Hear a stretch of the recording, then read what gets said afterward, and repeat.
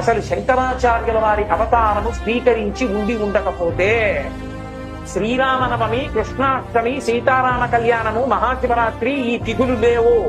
వేదం లేదు, రామాయణం లేదు, భాగవతం లేదు, మీరు నేను ఇలా గుళ్ళో కూర్చోవడం ఉండదు, ప్రవచనం చెప్పుకోవడం ఉండదు. శంకర భగవత్పాదుల అవతార స్వీకారము చేసే వాటికి లోకంలో ఉన్నటువంటి స్థితి అటువంటి స్థితిలో ఏ రాసు ప్రాపకం లేకుండా తనకు తానై ఒక్క వ్యక్తి సత్యదండాన్ని చేతపట్టి భరతఖండం 4 చెరగుల సన్యాసాశ్రమ ధర్మ ప్రకారం పాదచారి అయి పర్యటించి అవైదికమైనటువంటి వాదనలన్నిటినీ ఖండించి మళ్లీ సనాతన ధర్మ వైభవాన్ని పునరుద్ధరించి సనాతన ధర్మాంతర్గతమైనటువంటి అద్వైత సిద్ధాంతాన్ని ఆవిష్కరించిన మహాపురుషులు శంకర భగవత్పాదులు.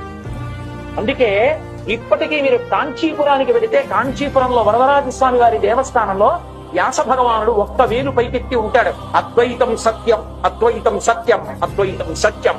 శంకరుల చేత వేదాంతర్గతముగా ప్రబోధింపబడిన అద్వైత సిద్ధాంతము సత్యము అని వ్యాసుడు చాటి చెప్తూ ఉంటాడు వరదరాజస్వామి.